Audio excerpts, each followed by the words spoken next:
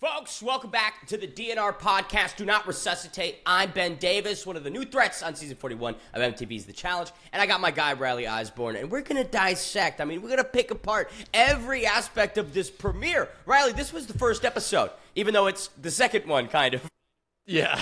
I don't know why they call the first episode 0. Ben, I got to tell you, man, I've literally been itching to record this episode, and I rarely feel that way. So I've just been dying. Like a week felt like forever. So I'm very happy to be back. First things first, thanks for the amazing reception of our episode 0 breakdown. Over 1,000 listens in the first of a podcast is pretty awesome. So thank you very much, Ben. We are so pumped to break this down because a lot of tea. And Ben, honestly, your interaction in this episode, whereas it might not have been on screen that much, I feel like you were low key like an integral player. Like just kind of in the background, moving and grooving, making things happen.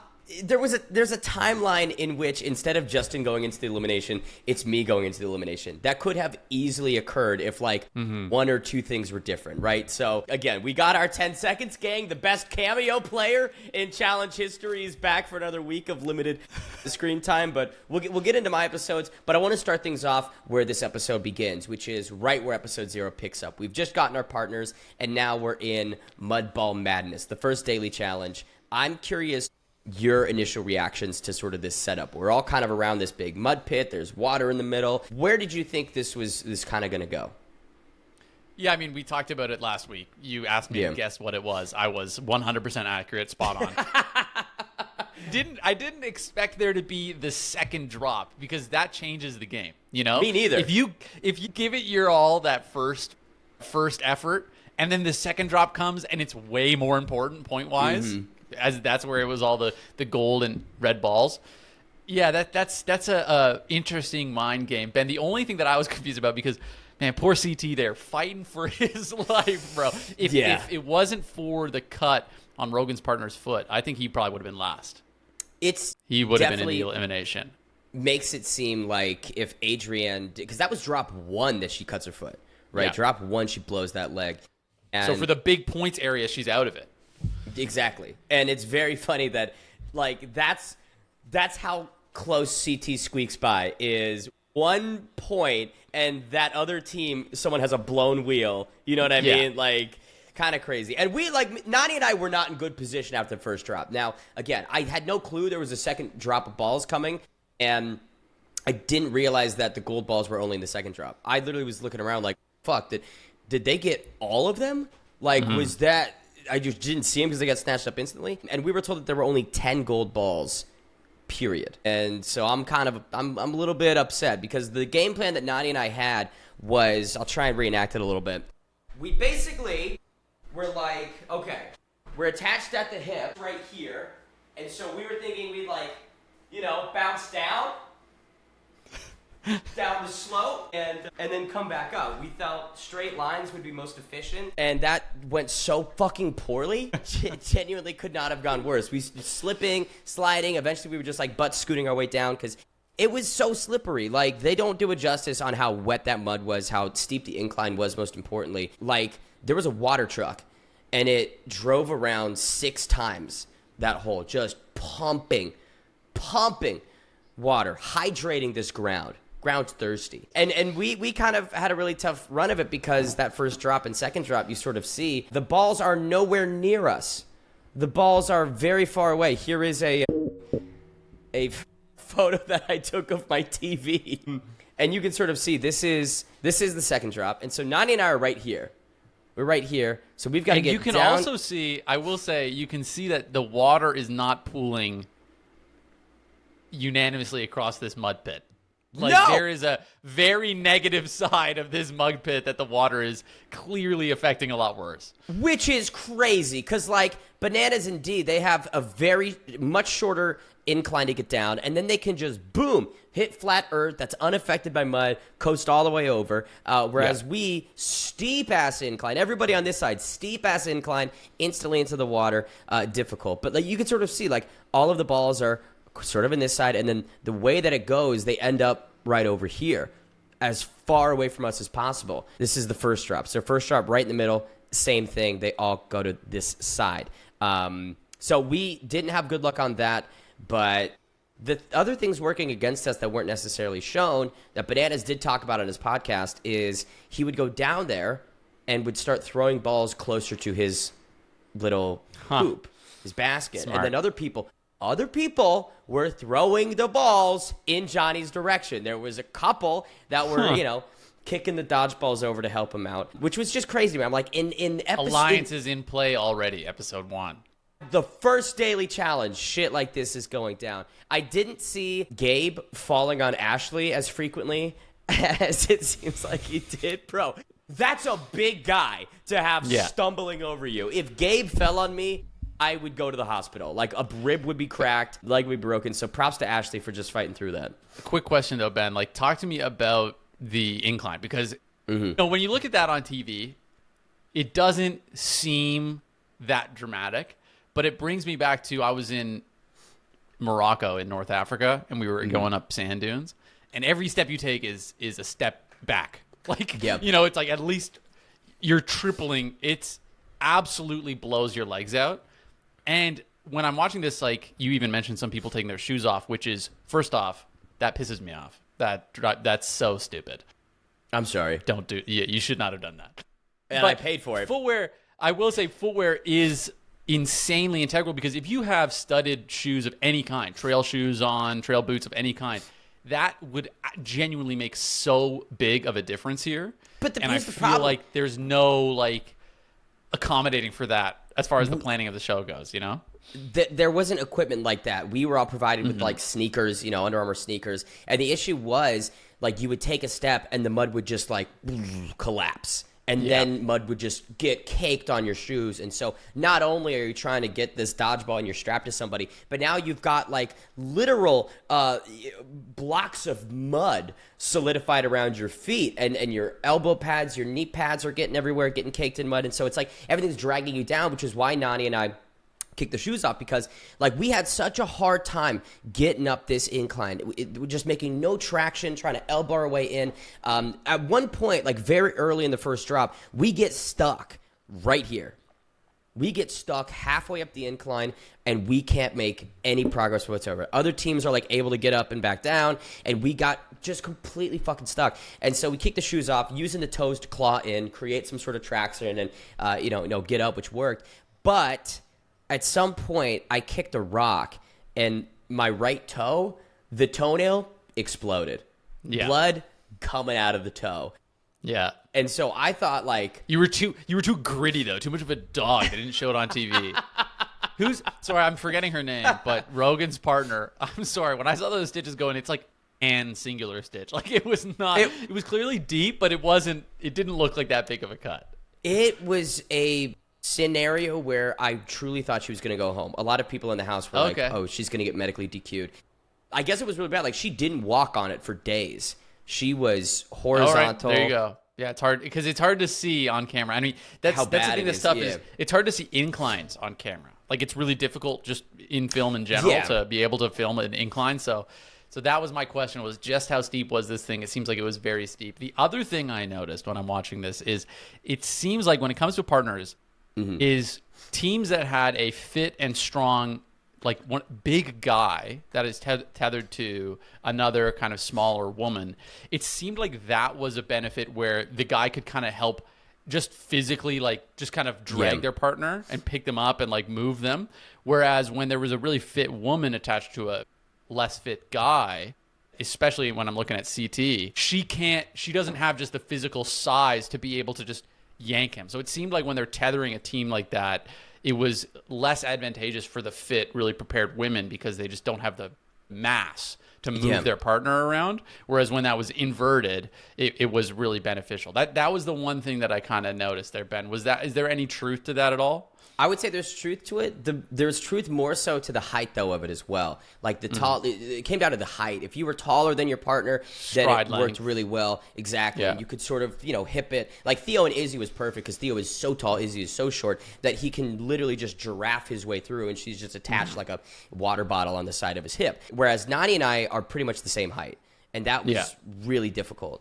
And the harness is, like, if we were attached back to back, that would be one thing.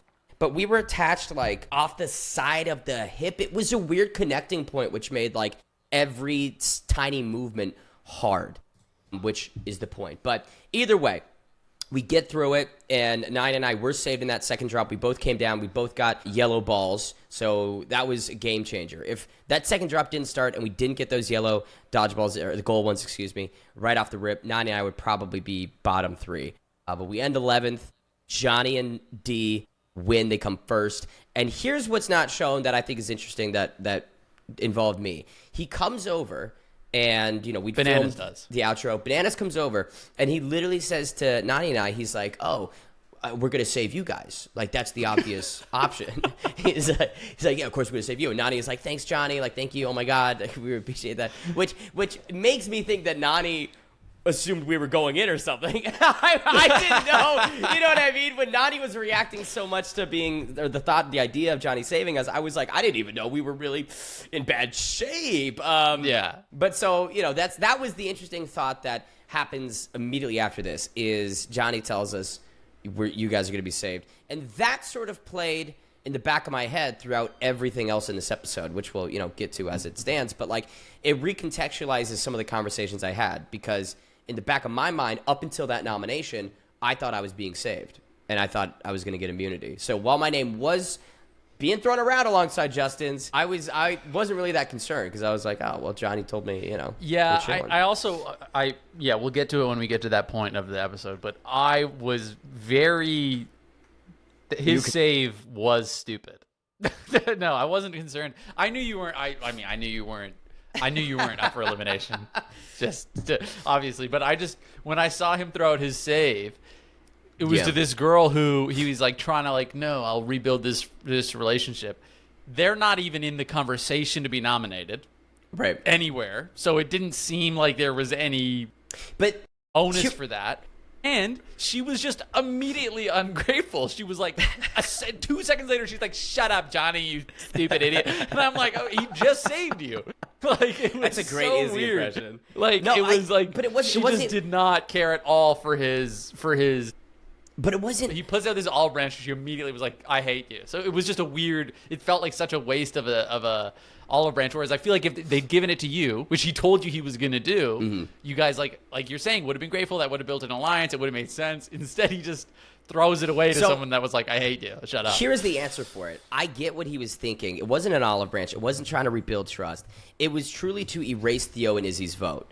He had the assumption, a lot of people had the assumption, that if you were granted immunity by the team that came in first, you wouldn't be able to participate in the vote. Therefore, it would have made it easier to get Jake in, because Theo and Izzy, they'd be off the board. And so, but that wasn't the case. They could vote. Wasn't the case at all. Theo and Izzy still able to vote, which is, I can't say anything more about what I was going to go down. But yeah, so it didn't matter because it was 8-6 to Justin. So even if Theo and Izzy couldn't vote, it would be 7-6.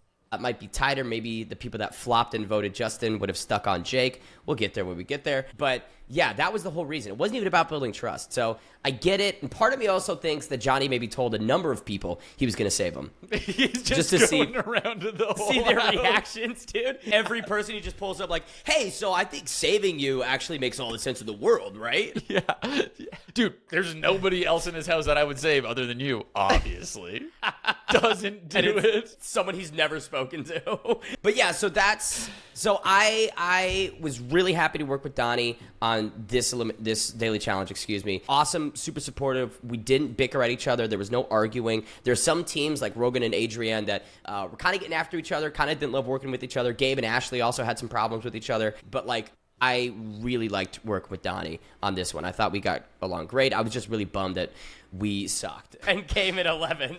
I think I wish I was looking around. I was like, I wish I had those intangibles of the height or, this background, that background, but you take what you can get. So yeah, we head back to the house, and then Riley, it's night out time. It's the first time we're going out, to drink in Santiago. How was Santiago? So do they let you? Are you confined to a resort? Are you going out actually into the town? Are they renting out an entire bar? How is that environment set? What does that environment look like? basically, they've rented out the spot. No public is allowed. We all get in the vans, load up the buses, head over. And we're there for... say some Chilean baddies sliding in here. I mean, some of these boys would be losing their mind. Be frothing. They'd be frothing. I think Rogan... What happened to my teammate? Yeah. What happened to my team? He actually got abducted. He's been kidnapped. Yeah, I don't actually know anything about what my teammates are saying. This girl just called me Poppy. I'm gone. Yeah, I'll see you guys at the next daily. Which, like, in seasons prior, there have been instances where they don't shut down the bar or restaurant that they go to. But that did cause, like, tons of liability issues, safety problems, cast members getting into fights and whatever else. But we're at this bar, and I don't remember a ton. Again, this is way back in February. I have a terrible memory. But I do remember just thinking to myself, like, I'm fine. I'm chilling. Because, like, let's say I wasn't getting saved by Johnny. I still have Nani, who's got a ton of social credit, and she's a great shield. So I love how I love how all of this has the undertone that Johnny came up to you and told you were safe for no reason. For no reason. Like, I sit and I'm shocked at just how, like, it must have been to make you think you were safe. It must have been to, like, give you this fake trump card that you and just see how you navigate with that in mind. But there was an incident between Theo and Johnny, and Theo gets really aggravated, walks over, and they're kind of biting at each other. And this is what kind of wasn't shown. There was conversation about throwing Theo in. I do remember chatting with some people that night and hearing that there was a rumbling of a game plan to go directly for Theo, which obviously, like, Izzy was having this whole back and forth with Bananas and D and some of the other rookies. So they were like, hey, I mean, kind of two birds, one stone. Granted, we didn't know what the hangnail was at that point, but we were just like, why not take a big swing right off the bat? So in a sense, that immunity did also, because Theo and Johnny are friends. Like, they are buds, despite, the Olivia connection and how they're on separate sides of the alliances or whatever. But yeah, so that was occurring that night, which is why Theo goes over. I was sitting with CT and watching this all go down. We were chatting at the bar, and the moment that fight breaks out, he's like, I'm going to take a smoke break. And just, like, leaves. Just leaves. But yeah, outside of, like, some dance moves, I can't really remember a whole heck of a lot from the evening. Were you locked in to try to build alliances? Were you trying to plan it all? Or are you just dancing, having fun, having a good time? Like, what's your... I know. Yeah. Busting out.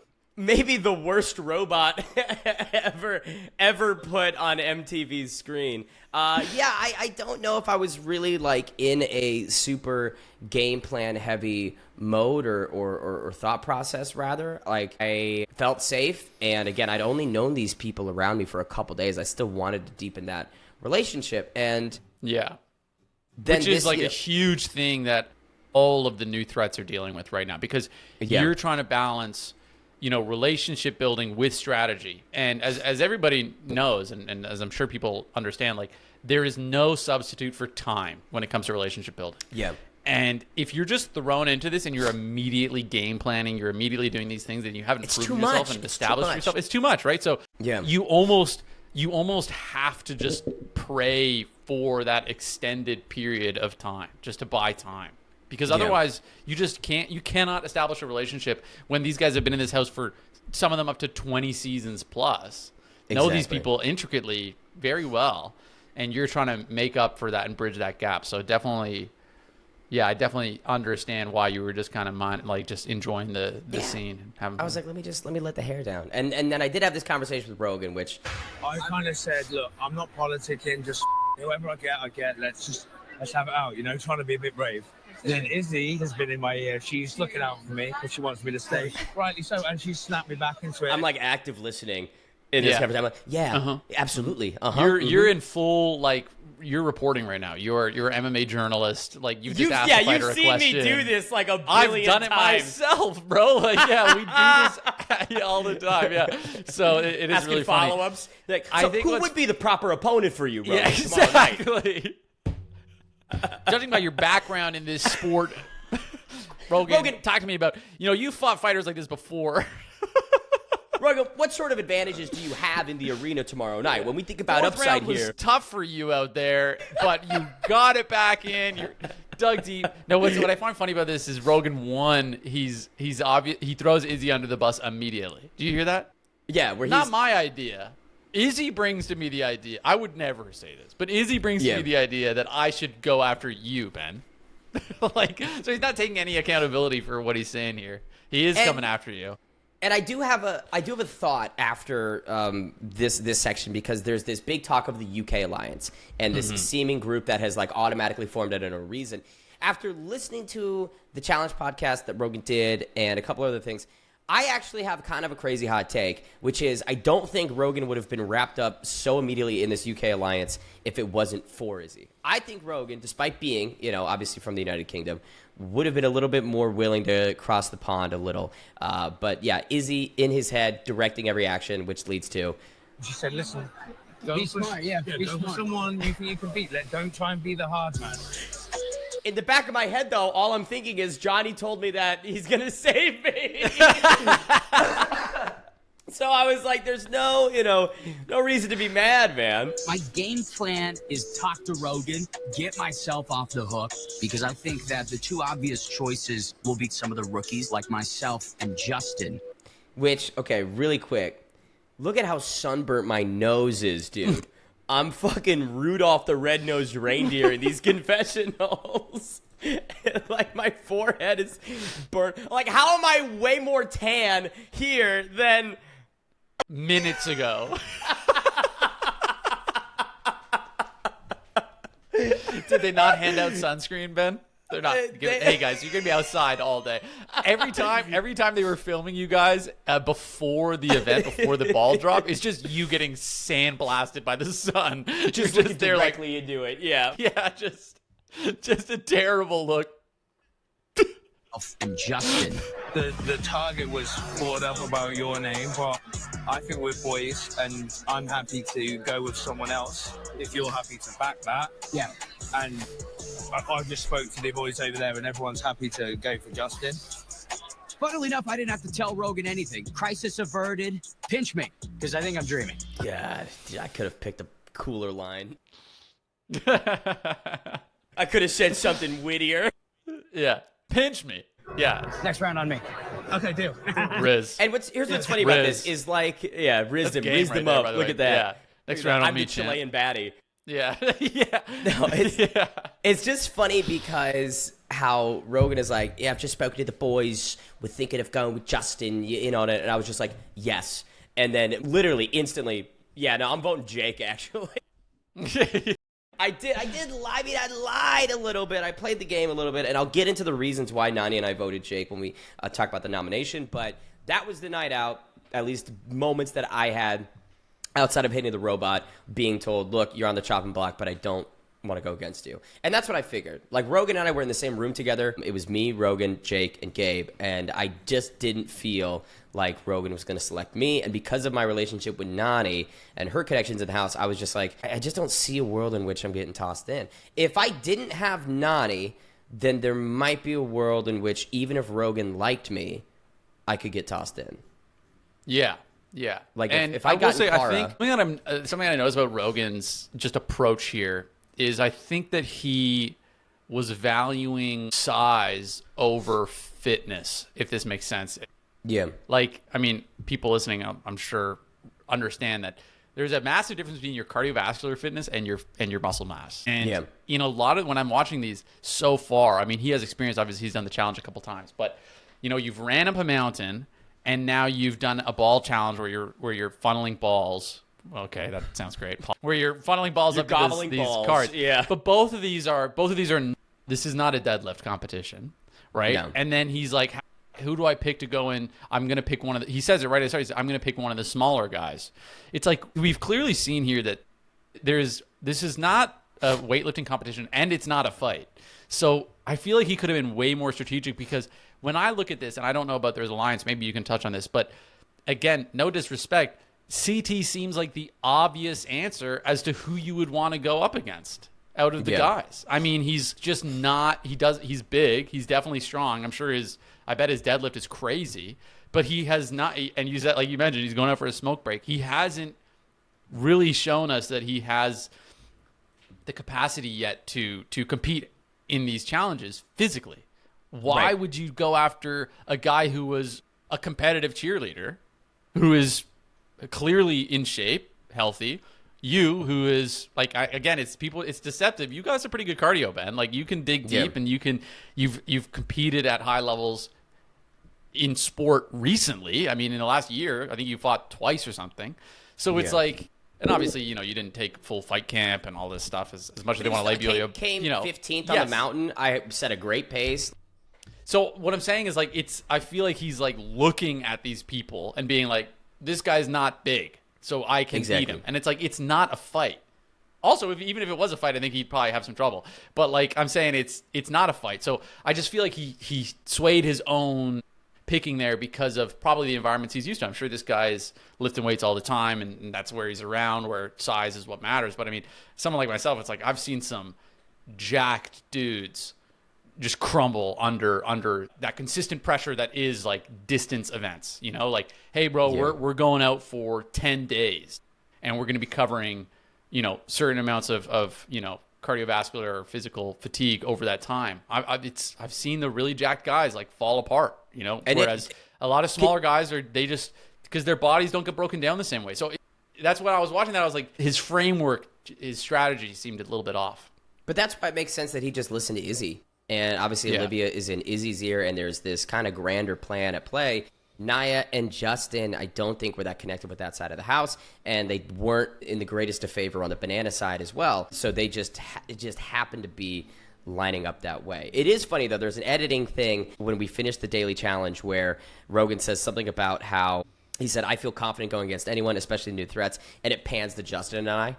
The camera cuts up to both of us. So that's funny, that is goofy. But yeah, so you're definitely a dark horse though. You got the, pretty boy aesthetic going on. Like, no one's looking at Ben Davis and thinking like, this guy was on the chopper to go kill Bin Laden. You know what I mean? Like, no one's like, you just don't have Which that. I was on that mission. Stolen valor. I was there. I'm Tim Kennedy. I was there with Tim Kennedy. Yes.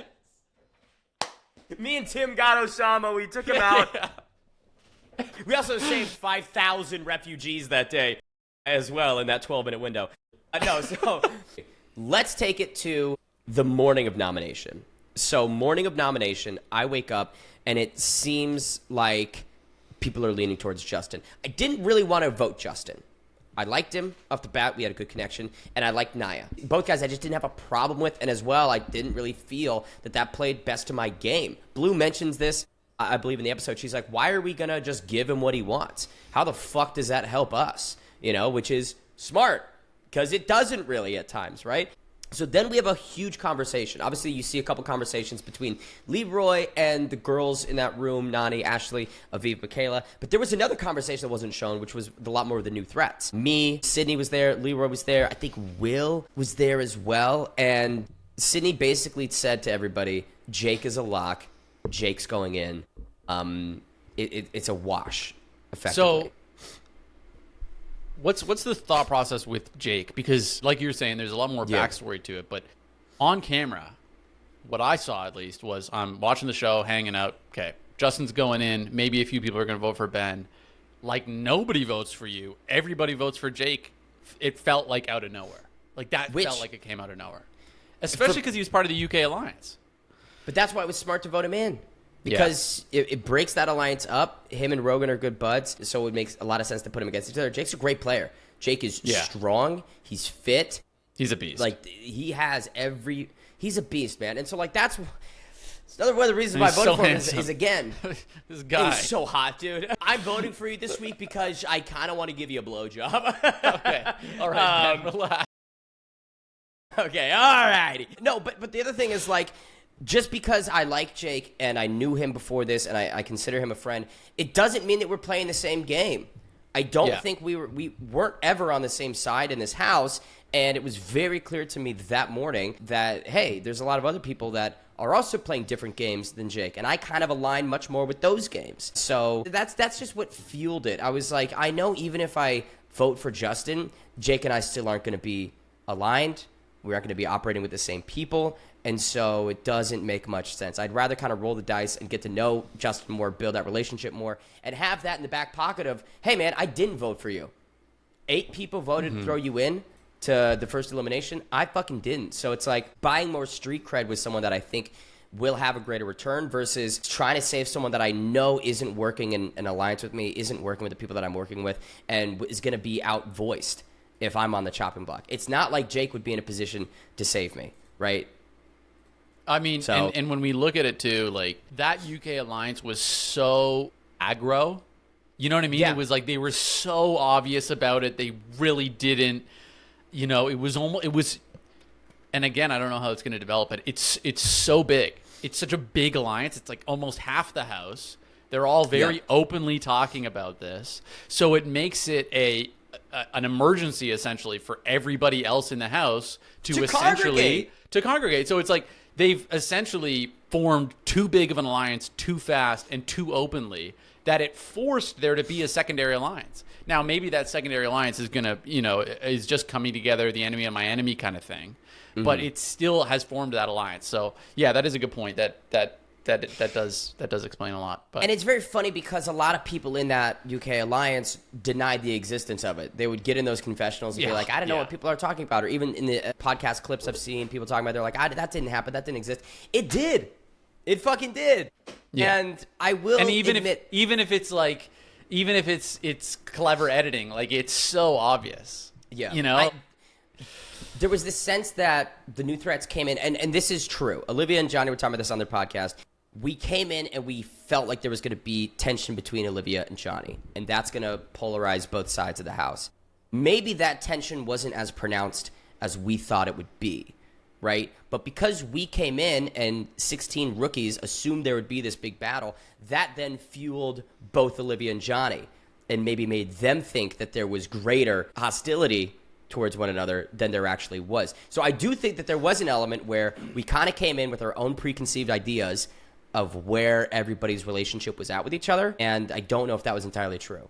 There might have been a world in which Johnny and Olivia don't go at each other's throats so quickly. Johnny isn't walking around the house going, everybody hates me, everybody's already wanted to throw me in. If we didn't come in with this kind of firm thought of, oh, there's going to be two sides here, Olivia and Johnny's, which I don't know, maybe is worth mentioning. I think that's something when I was listening to them talk about it, I was like, oh shit, maybe we did kind of fuck that up a little bit. Yeah. Yeah, well, I think that's why it was so important to make sure that the teams, at this point at least, were split, one vet. Yeah. One new guy, because that kind of hedges that a little bit. But Ben, so you're saying there's this meeting early that morning.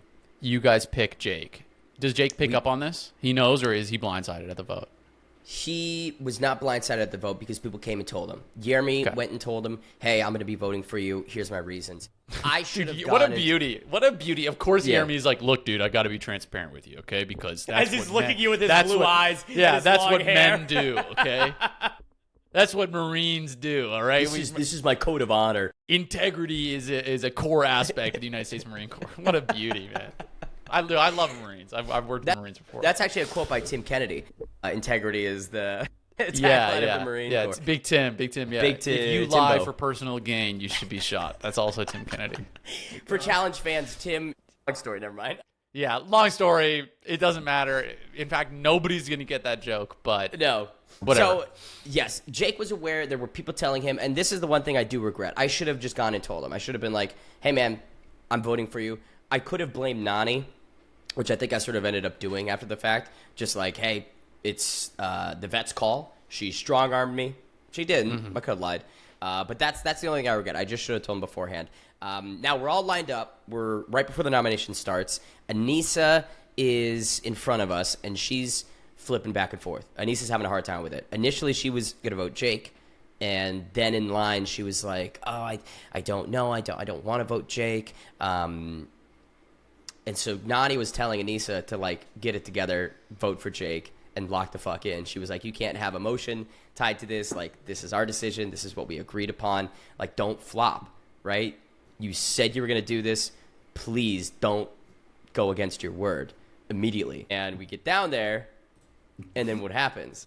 Just immediately flops. Immediately switches over and votes for Justin. And we were sitting right there. I'm forgetting, but how many votes did Justin get put up by? One? So it was 2 votes. So it was 8 votes to 6. And so that was the deciding vote. That was my question, because then it would have been 7-7. And then if you think about Derek Chavez, if Derek Chavez didn't lie to Justin and go, I would never vote for you, I'm not going to say her name, and then says his name, if Derek and Anissa had just stuck to their words, it probably would have been Jake going in. And that probably would have been better for Rogan. Like, that's the reality here. The elimination matchup would have been better for Rogan if even Theo or Jake went in. Oh, I mean, this is what I'm saying. Like, it's like, this guy is, again, like, when we look at it in that lens of like, oh, you're a cheerleader, dude, I've seen some of that. He's so competitive strong, cheer stuff. Like, you're talking crazy. to me, this guy is going to be very balanced, going to have good technique, and he's going to be able to stay consistent with his body. That was exactly what the challenge ended up being. Like, this guy, and then you look at, again, I hate to throw CT under the bus, but, let's call a spade a spade.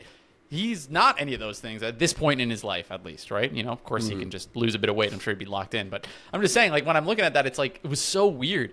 And then the other guy, I mean, Jake would have been a big challenge for him, but it just feels like this, like, paper tiger scenario where, Rogan's like thinking, I'm the big guy, I'm bigger than you, I can go in here and smash this guy, no problem. And it's like, that's not even, this is not the athleticism that you seem to think it is. Given CT's relationships, there's no chance he's going to get tossed in immediately in the house. No target on his back, nobody coming for him. There's just like that, I don't want to say unspoken thing, but it's everybody likes him. And at that point in the game... you got to you shake it up. That's why you're here. But that's why we were going for Theo. And then it didn't work. And then we tried to go for Jake, and then that didn't work. So like there were attempts. You just want CT gone. No, I'm saying I'm looking at it from Rogan's perspective. I'm giving too much weight to Rogan's word here, because in the editing it makes it seem as though Rogan just goes up to people and says, I want this guy, and then almost half the house is like, okay. So it's like, if he had done that differently, but he had that UK alliance, so he could have in a way somewhat picked. That's what I'm saying. So I guess I'm giving too much weight to that, whereas he really didn't have a choice at the end of the day. But also, why would he want to go against a vet? The vets were very protective about each other. They did not want to do vet-on-vet crime, as they were calling it. So where is he? He's gone. So it's like, that's what I'm saying. It's like, bro, at some point, you got to be a bit more cutthroat. Like, either be cutthroat or lose. Like, that's what the heart of this game is, And I feel like in 2 episodes, we're going to see people backstabbing left, right, and center, and people are going to be way more okay with justifying that. But this guy, it's like, this is his whole game here, and he let it slide away because I think just maybe overconfidence, right? The whole thing with this is people manipulating words to fit their actions. And that day, that time period of this season, everybody was like, well, he's saying he wants this, and we want to grant him what he wants. We want to give him Bananas is his saying request. that you're safe, Ben. Yeah. I'm the Dumbo still thinking, but I'm going to get immunity, right, guys? But I'm not on the block, really, though, am I? But like, then people's going, oh, you asked for this person? Well, I'm not going to honor that, right? That changes quickly. So it's just a week-to-week thing. But either way, Justin gets voted in, 8 votes to 6. We don't know what the elimination is going to be. A lot of people are assuming it's going to be a physical one. They think, hey, we started this season with a run up a mountain, right? We then had a pretty tenuous first daily challenge with this Mudball madness. It's going to be a physical elimination. That was everybody's perspective inside the house. And that's why Justin was so defeated, right? He was fucking so seemingly done. On the bus ride to the arena, he didn't talk to anybody. He just sat so inward with himself and just looked defeated. Sucked. Rogan's a tank. Yeah. Like, that would be really intimidating to go up against. There's no 2 ways about it. I mean, he's got to be, what, like 240 lean? God, like, the dude, guy's a freaking unit. He's a monster. Yeah, so, I mean, that would definitely be intimidating. I understand. But I will say right before we get to the elimination, there's, like I mentioned, periods where, you start, you stop, you refilm certain things. And so everybody, we walked in and then they started to film the intro and then we had to all walk out. And when we walked out is when you sort of address your teammates, your alliance members, and tell them how they should attack this elimination. So it's not like Rogan walked in there and then immediately just started fucking up and slamming himself into the hamster ball. There were like many other people that were telling him that was the strategy. So you guys know that it's a hamster ball on the way to the arena? No. But we get there, we walk in and film like an intro or whatever else, and then they have to reset, change the cameras, get the drones or whatever else, so we have to all walk out and redo it. There's like a 5-10 minute window where you're just all standing outside, and naturally you just go over and you say, hey, I think you should do this, I think you should do that. And the group around Rogan that was trying to give him advice was very big. And the one guy, this is kind of funny, he does this a couple times, Gabe. So Gabe... he votes Jake at the nomination, right? So he's going against Rogan's wishes. He's kind of backstabbing, betraying Rogan a little bit. But then he is trying to give Rogan advice before the elimination begins. You know what I mean? For just whatever reason, he's like... He was just over there like, yeah, do this. And I'm just thinking to myself, like, Gabe, I just saw you go against what this guy wanted. Yeah. 6 hours ago. So weird. It's just odd. Things like that happen. But then, okay, so the elimination starts, and it did go on for much longer than, obviously, the episode makes it seem. Both guys struggled immensely. Before they could even get to that first hump, both guys were having a really difficult time. Justin gets a better handle on the momentum. Again, the body awareness, the cheerleading plays into this. Gets over the first hump, and everybody explodes. Michaela losing her mind. Johnny coaching him. A lot of vets were rallying on Justin. This entire elimination, dude, was just like, I was just sitting there like this. I didn't want to say a single thing because... Why? Because I guess you were in such a tough... Yeah, that actually makes a lot of sense. Because, like you said, you could have been allies with Justin, but also Rogan was kind of broing you a second ago. No, I just didn't want anyone seeing me cheering for someone specific. That's what I'm saying. Yeah, like you're stuck between a rock and a hard place. You're the arbiter. I suppose, but like either way, like if Rogan came back, because I forgot to mention this. I did tell Rogan why I voted Jake. I did apologize to him, Me and Nani went up to him and we were like, hey, we were told that it was going to be a wash for Jake. That's the lie that we were fed by some people. How dastardly are they, right? Feeding us bad info. Sorry about that. So if Rogan did win, I think it would have been okay. If Justin won, I think it'd be okay. In those settings, I was like, I do not want, and I do this pretty much every elimination. I was like, I don't want to be seen cheering for any other people. Because again, my game plan is be in the middle, blend in a bit, and then at the midway point of the season, that's when I can really, punch it with the people that I'm working closely with. But yeah, so Justin is crushing it. He's rolling over every single hump, gets to about the 70% point, and his ball falls off the tracks. So I don't know if I talked to you about this before, but did they pause and reset? No. So his hamster ball goes off the tracks. Everybody that's rooting for Rogan screams, dude. They're like, go, go, go. He's off the tracks. So Rogan is, again, just throwing himself into this, not having any success. It takes like 5 to 10 minutes. Does he even get over the first hump? Gets over the first hump. But doesn't get over the second? Don't think he gets over the second hump. He's gassed. Because, again, that must have been so annoying. And they have to go there and back? There and back. And what was crazy is they get Justin's hamster ball back in.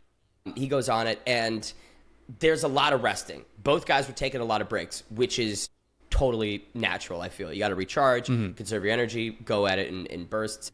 But Justin, once he gets to the endway point, the first time he tried to make that return trip, bro, all in one, blows through it. All in one. Well, that's when I watched it, it looked like once you figured out the rhythm of it, that was when you were going to be able to win. Was like once you can blast through this thing, you're set. You're laughing. Whereas if you don't figure it out, like it looked like a technique thing. It was just momentum. It's just that's all it was momentum. And where Rogan was at after that first hump, that was a much harder spot to generate momentum. It was shorter in between the humps. And because he had a bad strategy, he was cooked. But Justin blows through it all, wins. It was awesome. It was epic to watch that underdog story in person. I mean, I'm glazing a little bit, but that was super cool to witness and see. I mean, bummer for Rogan, not at all the season 41 that he wanted, but how can he not? And I will say this, Rogan took the loss like a fucking champ. Like, in defeat, he was the most gracious guy, gave Justin all the props in the world, no frustration, no anger. Like, he took the loss very, very well, and I think that does speak to, you know, a lot about him. So credit where it's due on that one. Rogan, way to handle that. Yeah, and I think that's actually a good caveat here. We did mention something about Rogan last week, Ben. We said that it seemed as though there was a little bit of, you know, nefarious business going on with his relationship, and he came out and he said that was inaccurate, and he has a side of the story. Ben, he actually sent us a video real quick. I'll share it. Yeah, he did. He sent a video in. Here it is. It's just right here. But I want to say one thing to the American people. I want you to listen to me. I'm going to say this again. I did not have sexual relations with that woman, Miss Lewinsky. I never told anybody to lie, not a single time, never. These allegations are false, and I need to go up to this for the American people. Well, I think the problem is, Bill, is you did. The allegations were quite true. Very true, in fact. No, so there's this Instagram post that is on Rogan's ex's I'm joking, by the girlfriend's. way. Sorry, that was a joke. I like Rogan. That was a joke. I could not let that joke Could not go. make it. Yeah, so there was this thought for many months, because that post is still up. It says today marks, you know, our 4-year anniversary, that no, Rogan was cheating. And again, I cannot condone cheating. Fucking hate it. I think it's egregious. And the fact that there was nothing from Rogan for the last several months disputing this, contradicting this, providing his side, led me and many, many others to conclude, oh, well, that's just the situation. That's kind of a bummer. Rogan on I believe he's on the Challenge Mania podcast, and then Zach's podcast, goes and presents his side of things, which is they split up weeks before filming. It was a tough breakup. She still wanted to get back together. In fact, from what he said, she dropped him off at the airport for him to go down to Chile. She was one of the people on his like phone number calling list, which, I mean, I only put my girlfriend and my mom. If Rogan's side is true, putting his ex, interesting. But yeah, so that's his perspective. Ex that still wanted to get back together, he clearly didn't. But that's, you know, Yeah, sometimes cool. If that's life. his side of the story, then, you know, whatever. We can obviously, people can make their own opinions there, but I'm not going to tell. I'm never going to say someone's a liar. I'm never going to say that. So if that's his side of the story, hell yeah, we'll go with that. Again, I just couldn't not make that joke. I thought that was funny. I thought that was really funny. Before we take it to some of the challenge fans' reactions on Twitter, I'm curious, anything else that sort of popped up in your head that you want to go over before we take it to the fans? No, man. I thought it was a great first episode. Yeah, it was fun. It was a lot of fun, and it's just cool to see how these alliances can have negative impacts, negative implications, as well as be beneficial. It seemed like having such big alliances so early was worse than not having these alliances. And the biggest wrench of the challenge is the vet aspect of it. I mean, some of these people have been there for seasons after seasons after seasons. They know each other so well. I've never seen a reality show where that's the case, where someone's coming back 10, 15, 20 times. So that was pretty unique and pretty cool. And what's weird, and you see this from the trailers, is that even though they've got years of experience with one another, fresh conflicts can still brew. You know, new problems can pop up between old friends. You see Nani and Anissa really getting into it, security having to hold Anissa back. They have known each other for many years. So the fact that you can still have these types of collisions is pretty unique. But, okay, let's take it to some of the fans' perspectives and some memes and things on Twitter. So we've got Shake and Jake. Blue talking about why are we giving Rogan what he wants. She low-key has the mind of a master. Dude, all about Blue Kim. Blue has everything that you want. She's got the style, she's got the intuition, the game sense, and she's entirely correct. Like we touched on moments ago, why would you just give Rogan what he wants? Why would you feed him what he's asking for? How does that help you? Does giving Rogan what he wants help your game plan? Does that person going and help your game plan? Maybe not. And it's very smart of Blue to point that out. Plus, in kind of the closing moments of the episode when we learn, hey, our partners are going to be switching up, Blue's like, yo, get me the fuck away from Derek, which I was like, that's pretty funny. Oh, this guy just like completely backstabbed somebody who he said, I'll never vote you in, and then voted you? Yeah. Yeah. Cut me loose. Get me out of here, actually. We ain't boys. We ain't boys. Just for the record, we're not boys. Yeah. All right, so we've talked a lot about CT, and some of the fans agree with you. CT needs to get back into Spies, Lies, and Allies shape.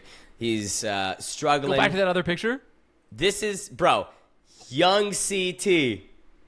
That's crazy. Wow. Yeah. Yeah. What a, It's- like that's what I'm saying. He's definitely still a beast. He's just got to take a little bit of that extra size off, and then he's set. Which, again, like, he will. He does. I don't know if that's a spoiler that he fucking gets in shape. But, like, he literally says that this is his fat camp. You know, he comes here to lose weight on these seasons. So, of course, the first challenge, the first couple days, he's still going to be wearing a little bit of that blubber, you know, a little bit of that hibernation skin. All right, so we've got one from Defiant Wolf, which is aggregating some opinions and thoughts on the rookies. So they think Blue Kim personality is built for this franchise. Sydney, absolute queen, will have the whole house pressed, which she does. Justin, king, providing everybody wrong. And little old me, social game seems strong. Let's go. I was kind of surprised to be included in this lineup on my 15 seconds. She saw your active listening, Ben, and was like, "I like that guy." Oh, he hit the robot night one in the club. Yeah, That's social pretty games. gang.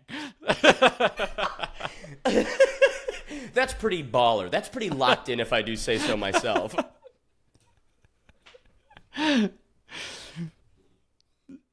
But was there anybody that stood out to you? Maybe these names, maybe other new threats from episode 1, or some of the vets.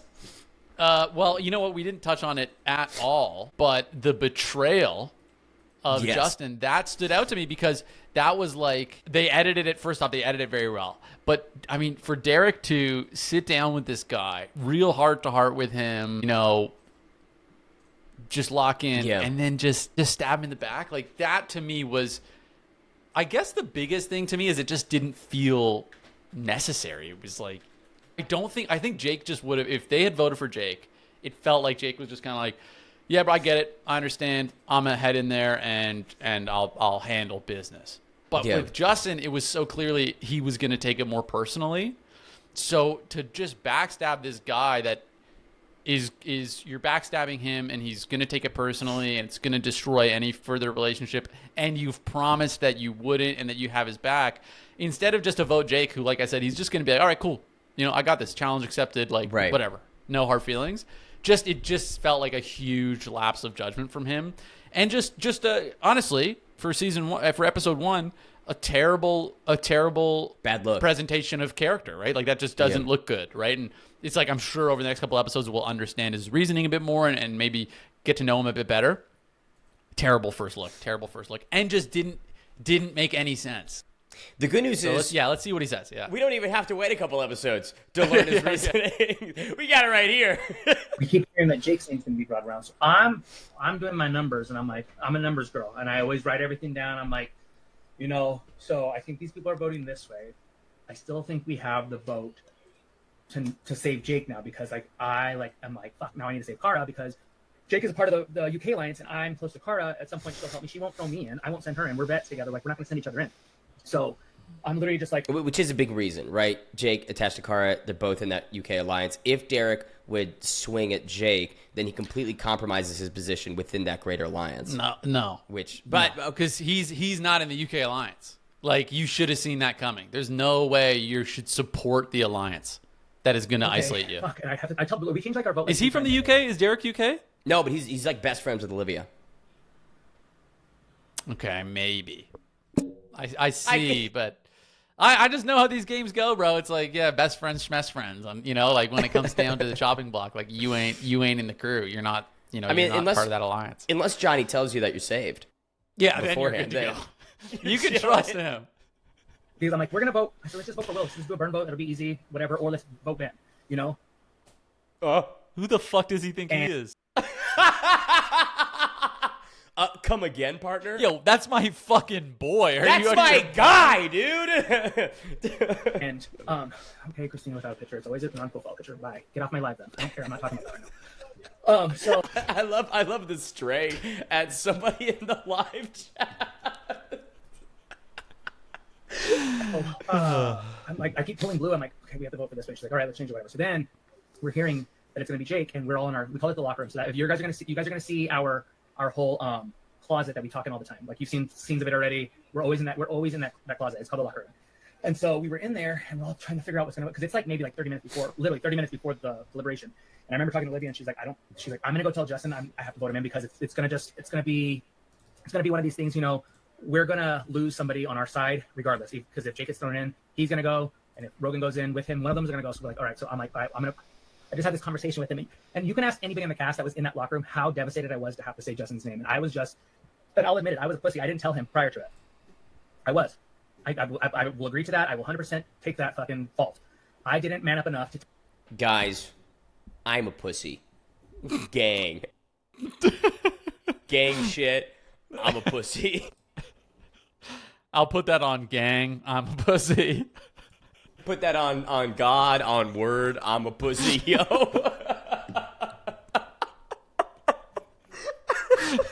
I'm gonna put that on XXX Tentacion. I'm a pussy. No, like, props for him taking accountability, recognizing, like, dude, I fucked up big on this one.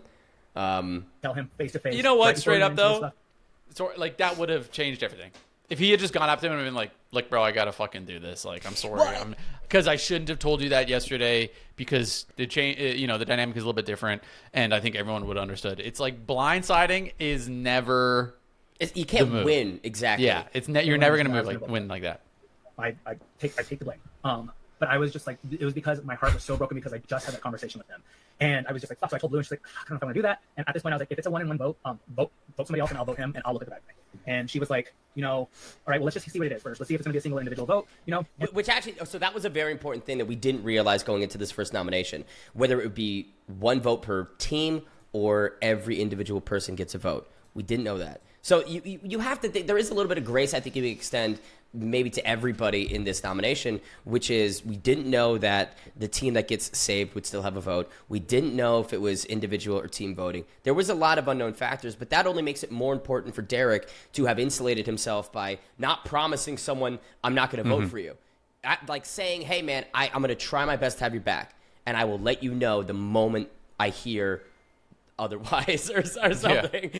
The moment I decide to stab it, I will tell you. I'm going to watch your back so closely because I'm going to be putting a knife in it. Dude, I will not kick you in the nuts without notification. I will tell you before I do it. So I just can't even look him in the face, and I think he knows. And I'm like, shit, like, Olivia just fucking bossed up and fucking went to go tell him. It's just because I've never done anything like this. I'm always one loyal to my word. I've never broken my word. I've never broken my promise. Word is bond, dude. Word is bond. Always been what I say goes, and it's just this one. I just saw what the numbers were going to be, and I saw our side, if the UK Lions, that they keep saying, and I keep saying, getting pissed that they keep throwing Tana. I'm like, stop throwing guys, like, your accents.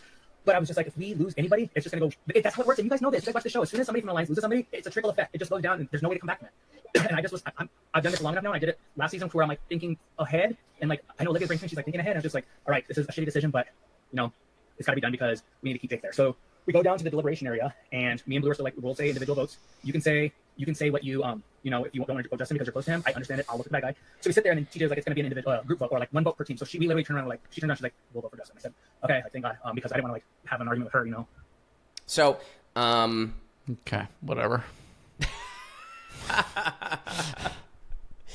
Yeah, I mean, it was a tough situation that he put himself into. I think that it just further emphasizes the importance of not promising in this game. Do not promise anybody anything, because there's no guarantee. And he's correct in the sense of, like, once you have a lopsided house and you don't have the numbers, you are fucking cooked. And it will be week after week of everybody that you're aligned with getting sent in with no remorse. And now that, like... Yeah, so why is he voting...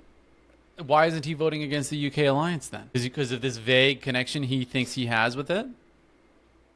Okay, no. You're framing Derek as somebody that wasn't in lost. it. He's in the UK Alliance. He is definitely within that group. Okay. He's very, very closely connected with Olivia. And the fact that at this point in the game, this like fire was stoked intentionally, unintentionally by the new threats, the overflow from 40. Like, if Bananas got the upper hand, he would just pummel that side into oblivion. Okay. Which would include Derek, probably quickly. I love how Bananas has crazy aura coming into this. Apparently, like, everybody is fearing this dude. They're like, that's bananas, dude.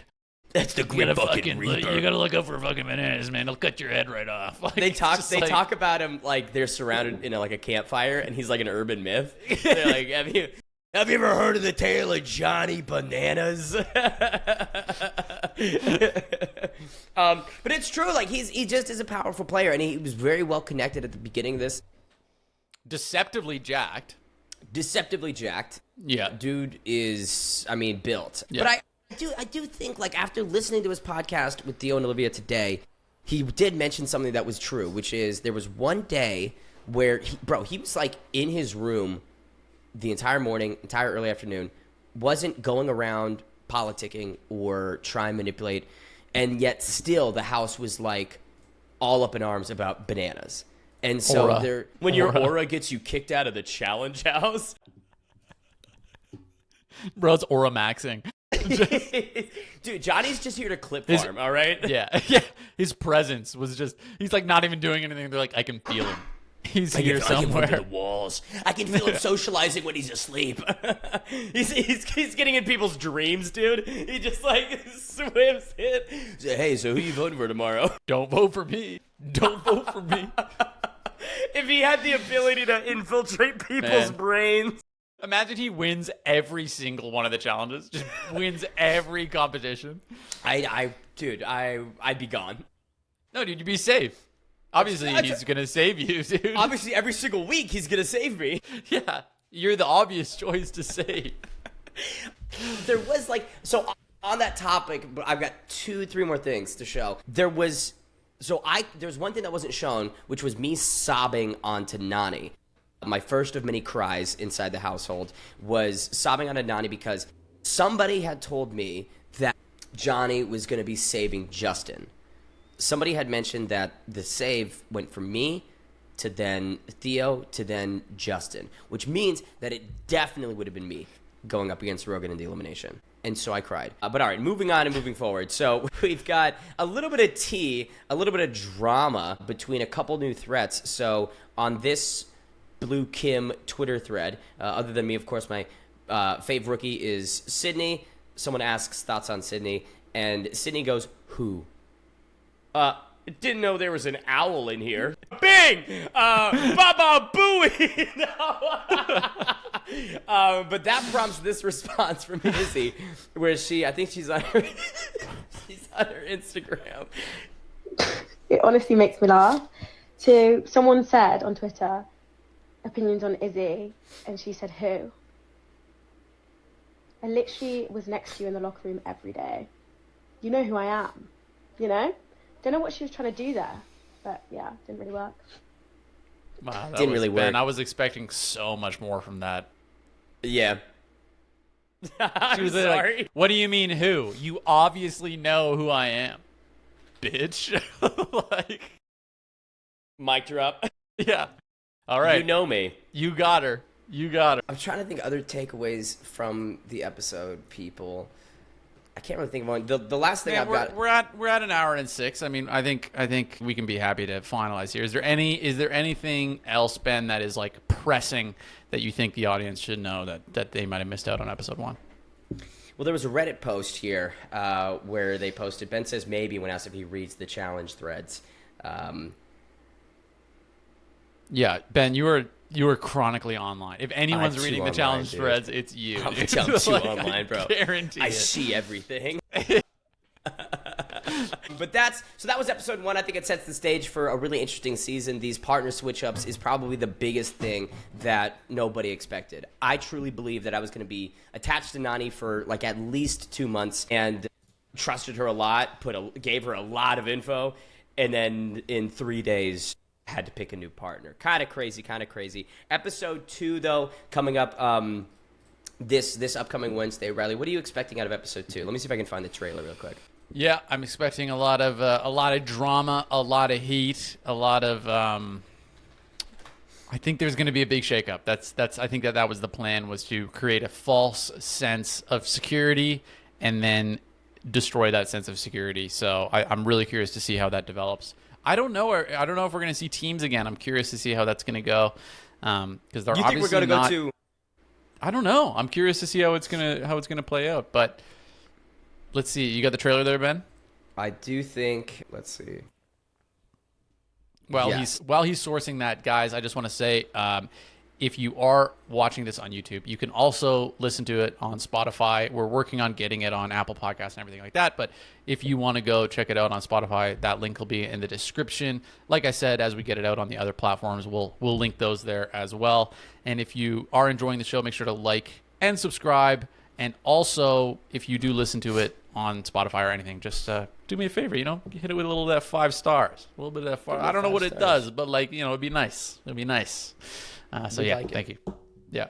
Let's see this. Oh, you can't find the trailer. Okay, whatever. No. I guess we'll call it there then. That's a perfect outro. Thanks everybody. This has been technically episode 3, but really episode 2 of DNR. I'm one of your hosts, Riley Osborne. You can find me, of course, at that and at Roundhouse Radio on YouTube. And this is my close confidant and pal, Ben the Bane Davis. Woo! You can find him, of course, everywhere where he is as well. So thanks everybody. Everywhere. Stay tuned and in. Always We'll be back. Watching. Yes, and in